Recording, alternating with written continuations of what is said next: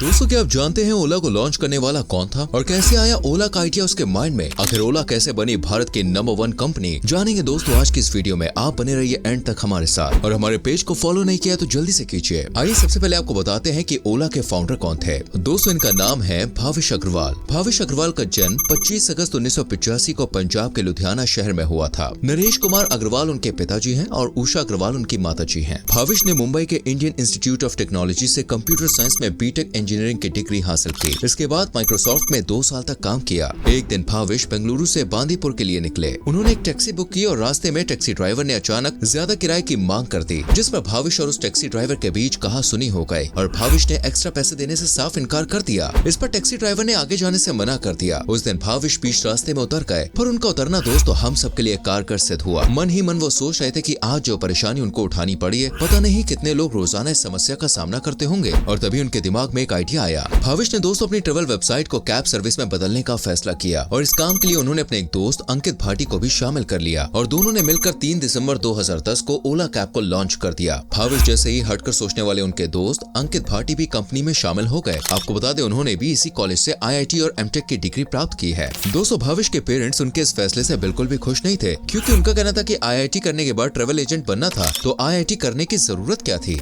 ये तो आप सभी जानते हैं कि IIT पास आउट स्टूडेंट्स लाखों के पैकेज वाली नौकरी छोड़कर जब खुद का कुछ करने के बारे में सोचते हैं तो अक्सर उनके माता पिता उनके इस फैसले से खुश नहीं होते हैं, क्योंकि देखिए माता पिता नहीं चाहते उनका बच्चा कभी परेशानी में फंसे। ठीक ऐसा ही ओला कैब के संस्थापक भाविश के साथ भी हुआ। अच्छी खासी नौकरी मिलने के बाद भी उन्होंने अपने सपने को पूरा किया और ओला कैब को जन्म दिया। माँ बाप को उनका आइडिया भले ही पसंद ना आया हो, लेकिन दोस्तों कुछ इन्वेस्टर्स को उनका ये आइडिया बहुत ज्यादा पसंद आया। वैसे शार्क टैंक वाले अनुपम मित्तल को तो आप जानते ही होंगे। आपको बता दें कि अनुपम मित्तल और स्नैपडील के फाउंडर कुणाल बहल ने भाविश को फंड अवेलेबल करवाया। इसके बाद फंडिंग मिलती चली गई। 26 राउंड में 48 इन्वेस्टर से $430 करोड़ यानी कि करीब 32,000 करोड़ रुपए से ज्यादा की फंडिंग उन्हें मिल गई। इस तरह से भाविश की तो निकल ही पड़ी। भाविश अग्रवाल का कहना है कि इन्वेस्टर्स 3 चीजें चाहते हैं: clear vision, sustainable business model और एग्जीक्यूशन प्लान। जिस स्टार्टअप के पास ये चीजें हैं उसे कभी फंड की कमी नहीं होगी। भाविश ने बताया कि 2011 से 2014 का स्ट्रगल वाला टाइम था। ना ज्यादा लोग थे ना ज्यादा पैसे। भाविश खुद प्रचार करने जाते थे, कभी कभी खुद ड्राइवर भी बन जाते थे। अपने काम को ऊपर लाने के लिए भाविश ने बहुत योगदान दिया, जो आज दिखाई भी देता है। लेकिन 2017 खत्म होते ही शुरू हुआ कंसोलिडेशन का वक्त। इसमें ओला ने बेहतर ऑर्गेनाइजेशन स्ट्रक्चर बनाया, कमाई और मुनाफे पर फोकस किया, जिससे तरक्की के रास्ते खुल सके और ज्यादा मुनाफा कमाया जा सके। भाविश का मानना है कि नई जनरेशन कार खरीदना नहीं, उसे एक्सपीरियंस करना चाहती है। वो इसी क्लियर विजन के साथ आगे बढ़े। उन्होंने शुरुआती 7 साल में इन्वेस्टर्स के पैसे सिर्फ बिजनेस का स्केल बढ़ाने पर खर्च किए। ज्यादा इंसेंटिव देकर ड्राइवर्स बढ़ाए और छूट देकर कस्टमर्स बढ़ाए। एक बार जब ओला कैब लोगों की जरूरत में शामिल हो गई, तब उससे कमाई करने के बारे में सोचा। ओला दोस्तों सीधे तौर पर यूएस की लीडिंग कंपनी उबर से मुकाबला करती है। उबर की वैल्यूएशन $42 बिलियन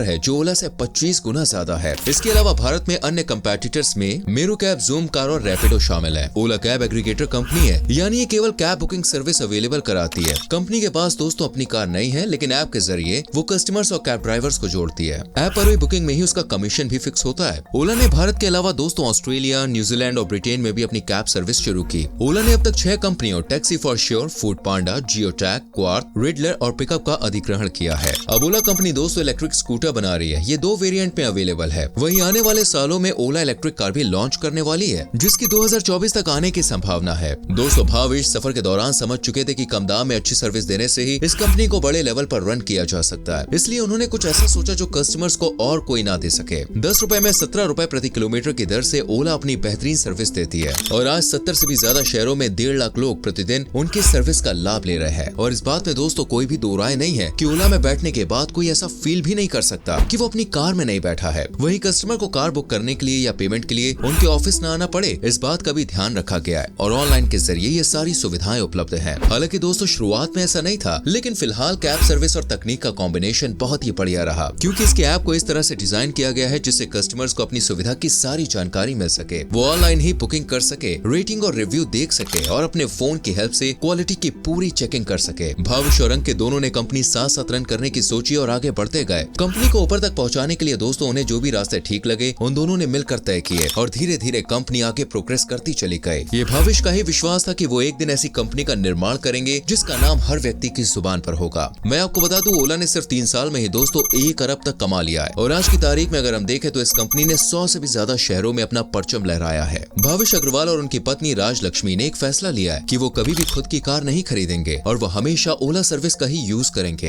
एक अलग सोच से ही दोस्तों आदमी कामयाब बनता है, इस बात को भाविश ने सिद्ध करके दिखाया है। चलिए जानते हैं दोस्तों भाविश की पर्सनल लाइफ के बारे में कुछ इंटरेस्टिंग बातें। भाविश अग्रवाल ने अपनी गर्लफ्रेंड राज लक्ष्मी से 2014 में शादी की थी। दोस्तों आज इनके नेटवर्थ भले ही करोड़ों अरबों में है, लेकिन वो आज भी बहुत ही सिंपल जीवन जीते हैं। अब मैं आपको बताता हूँ दोस्तों ओला किस तरह से काम करती है। देखिए ओला एक टैक्सी एग्रीगेटर बिजनेस है। ये टैक्सी ड्राइवरों और ग्राहकों के बीच एक मीडिएटर के रूप में काम करती है। कंपनी निजी टैक्सी मालिकों के साथ साझेदारी करती है, उन्हें ओला ऐप के माध्यम से बुकिंग के लिए प्रक्रिया और तकनीकी उपकरण प्रदान करती है। चलिए दोस्तों अब एक नजर भाविश कुमार के अवार्ड्स पर डालते हैं कि किन किन चीजों से इन्हें सम्मानित किया जा चुका है। 2014 में ग्लोबल इकोनॉमिक फोटोग्राफी द्वारा ग्लोबल पार्टनर कंपनी का अवार्ड इन्हें मिला। यानी कि दोस्तों आप समझ सकते हैं 2014 में ही इन्होंने अपनी सफलता की सीढ़ियां चढ़नी शुरू कर दी थी। वहीं इसी साल इन्हें फ्रॉस्ट एंड सुलिवन द्वारा इनोवेशन इन ट्रांसपोर्टेशन का अवार्ड भी मिला है। 2015 में इन्हें इकोनॉमिक टाइम्स द्वारा स्टार्टअप ऑफ द ईयर के अवार्ड से सम्मानित किया गया। 2016 में CNBC TV 18 ने भी इनको सम्मानित किया और उसी साल 2016 में भाविश को फोर्ब्स इंडिया द्वारा अंडर 30 की सूची में शामिल किया गया और साथ ही बिजनेस स्टैंडर्ड द्वारा स्टार्टअप ऑफ द ईयर चुना गया।